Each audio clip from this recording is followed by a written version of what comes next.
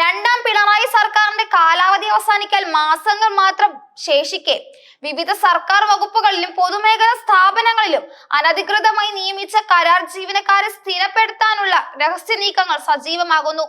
Party തല ശുപാർശ ഇടതുപക്ഷ സർവീസ് സംഘടനയായ NGO യൂണിയനിലെ സജീവ അംഗത്വം, ഒപ്പം പാർട്ടി ഫണ്ടിലേക്ക് 1.5 ലക്ഷം രൂപയിൽ കുറയാത്ത വിലപ്പെട്ട സംഭാവന എന്നിവയാണ് ജോലി സ്ഥിരപ്പെടുത്താനുള്ള പ്രധാന യോഗ്യതകളായി അനൗദ്യോഗികമായി നിശ്ചയിച്ചിട്ടുള്ളത്.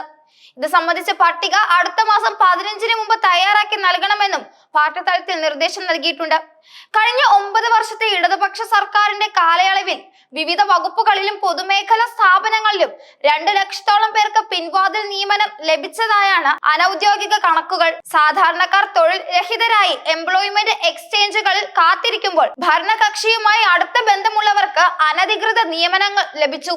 ടൂറിസം വകുപ്പ്, കേരള ബാങ്ക്, ജല അതോറിറ്റി, സാംസ്കാരിക വകുപ്പിന് കീഴിലുള്ള വിവിധ സ്ഥാപനങ്ങൾ, നോർക്ക, IT മിഷൻ തുടങ്ങിയ ഇടങ്ങളിലാണ് ഇത്തരത്തിൽ അനധികൃത നിയമനങ്ങൾ നടന്നതായി റിപ്പോർട്ടുകൾ സൂചിപ്പിക്കുന്നത്. ഈ ജീവനക്കാരെയും അവരുടെ കുടുംബങ്ങളെയും വരുന്ന തദ്ദേശ തെരഞ്ഞെടുപ്പിൽ പാർട്ടിയുടെ വോട്ടർമാരെ ഉറപ്പിക്കുക എന്ന രാഷ്ട്രീയ ലക്ഷ്യം കൂടി ഈ നീക്കത്തിന് പിന്നിലുണ്ടെന്ന് രാഷ്ട്രീയ നിരീക്ഷകർ വിലയിരുത്തുന്നു. ഈ അനധികൃത നിയമനങ്ങൾ സ്ഥിരപ്പെടുത്താനുള്ള ശ്രമം അഴിമതി ആരോപണങ്ങൾക്കും വഴിവെച്ചിരിക്കുകയാണ്. ജോലി സ്ഥിരപ്പെടുത്താൻ പാർട്ടി ഫണ്ടിലേക്ക് കുറഞ്ഞത് 50,000 രൂപയെങ്കിലും സംഭാവനയായി നൽകണമെന്ന് ജീവനക്കാരോട് ആവശ്യപ്പെട്ടതായിട്ടാണ് വിവരം നൽകിയിട്ടുള്ളത്. ഇതൊരു സർക്കാർ സംവിധാനത്തെ രാഷ്ട്രീയ ലാഭത്തിനായി എങ്ങനെ ദുരുപയോഗം ചെയ്യുന്നു എന്നതിന് ഉത്തമ ഉദാഹരണമാണ്. NGO യൂണിയനുമായി ബന്ധപ്പെട്ട് സ്ഥാപന മേധാവികൾ തന്നെ പരിഗണിക്കേണ്ടവരുടെ പട്ടിക തയ്യാറാക്കി വകുപ്പ് മന്ത്രിയുടെ ഓഫീസിലേക്ക് കൈമാറാനാണ് നിർദ്ദേശവും. ഈ പ്രക്രിയയിൽ ആരും നേരിട്ട് സെക്രട്ടേറിയറ്റുമായി ബന്ധപ്പെടേണ്ടതില്ലെന്നും കർശന നിർദ്ദേശങ്ങളുണ്ട്. ഇത് ഈ ഇടപാടുകളുടെ രഹസ്യ സ്വഭാവം വർദ്ധിപ്പിക്കുന്നു. കഴിഞ്ഞ സർക്കാരിന്റെ അവസാന കാലത്തും സമാനമായ നീക്കങ്ങൾ നടന്നിരുന്നു. അന്നും വ്യാപകമായ പണപ്പിരിവ് നടന്നതായി ആരോപണം ഉയർന്നിരുന്നു. എന്നാൽ കോടതിയുടെ ഇടപെടൽ കാരണം ആ നീക്കങ്ങൾ പൂർത്തിയാക്കാൻ സർക്കാരിന് സാധിച്ചില്ല. ദീർഘകാലമായി ഒരേ തസ്തികയിൽ ജോലി ചെയ്യുന്നവരെ സ്ഥിരപ്പെടുത്താനുള്ള നീക്കം നിയമപരമായി തെറ്റാണെന്ന് വിദഗ്ധർ ചൂണ്ടിക്കാട്ടുന്നു. എങ്കിലും മന്ത്രിസഭാ തീരുമാനം എന്ന നിലയിൽ ഇതിന് അംഗീകാരം നേടി നിയമലംഘനം നടത്താനാണ് ശ്രമം.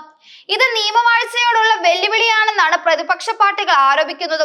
എംപ്ലോയ്മെന്റ് എക്സ്ചേഞ്ചുകൾ വഴിയല്ലാതെ നടത്തിയ ഈ നിയമങ്ങളെ കുറിച്ച് പഠനം നടത്തണമെന്ന് മുൻപ് ഭരണപരിഷ്കാര വകുപ്പ് ശുപാർശ നൽകിയിരുന്നുവെങ്കിലും തുടർ നടപടികൾ ഒന്നും ഉണ്ടായില്ല.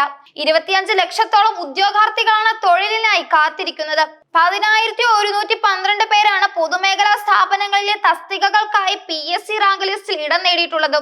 അവരെ പരിഗണിക്കാതെ പിൻവാതിൽ നിയമനങ്ങൾക്ക് മുൻഗണന നൽകുന്ന നീതികേടാണ്. സർക്കാർ മെഡിക്കൽ കോളേജുകളിലെ കരാർ തൊഴിലാളികളുടെ കാലാവധി നീട്ടി നൽകാനും നീക്കമുണ്ട്.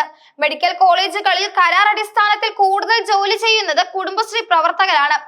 ഈ നീക്കവും രാഷ്ട്രീയ താല്പര്യങ്ങൾക്ക് വേണ്ടിയാണെന്നും ആരോപണം ഉയരുന്നു. പൊതുമേഖലാ സ്ഥാപനങ്ങളിൽ 10 വർഷമായി കരാർ അടിസ്ഥാനത്തിൽ ജോലി ചെയ്യുന്നവരെയാണ് പരിഗണിക്കുന്നത്. സർവീസ് സംഘടനയ്ക്കാണ് ഇതിന്റെ പൂർണ്ണ ഉത്തരവാദിത്തം നൽകിയിരിക്കുന്നത്. ഈ നീക്കത്തിനെതിരെ PSC ഉദ്യോഗാർത്ഥികളും യുവജന സംഘടനകളും പ്രതിഷേധം സംഘടിപ്പിക്കാനും ഒരുങ്ങുന്നു. ഇത് കേരളത്തിന്റെ രാഷ്ട്രീയ ചരിത്രത്തിൽ വലിയൊരു വിവാദത്തിന് തന്നെ തിരികൊളുത്തിയേക്കാം. ഒരു വശത്ത് നിയമപരമായി ജോലി നേടാൻ കാത്തിരിക്കുന്ന യുവജനങ്ങളുടെ പ്രതീക്ഷകളെ തകർക്കുമ്പോൾ മറുവശത്ത് രാഷ്ട്രീയ സ്വാധീനമുള്ളവർക്ക് അനധികൃതമായി നിയമനം നൽകി സമൂഹത്തിൽ വർഗവിഭജനം സൃഷ്ടിക്കുന്നു. ഈ വിഷയത്തിൽ പ്രതിപക്ഷ പാർട്ടികൾ ശക്തമായ നിലപാടെടുക്കുകയും സർക്കാരിനെതിരെ അഴിമതി ആരോപണങ്ങൾ ഉന്നയിക്കുകയും ചെയ്യുമെന്നാണ് പ്രതീക്ഷിക്കുന്നത്. വരാനിരിക്കുന്ന തദ്ദേശ തിരഞ്ഞെടുപ്പിലും ഈ വിഷയം ഒരു പ്രധാന ചർച്ചാ വിഷയമായി മാറും.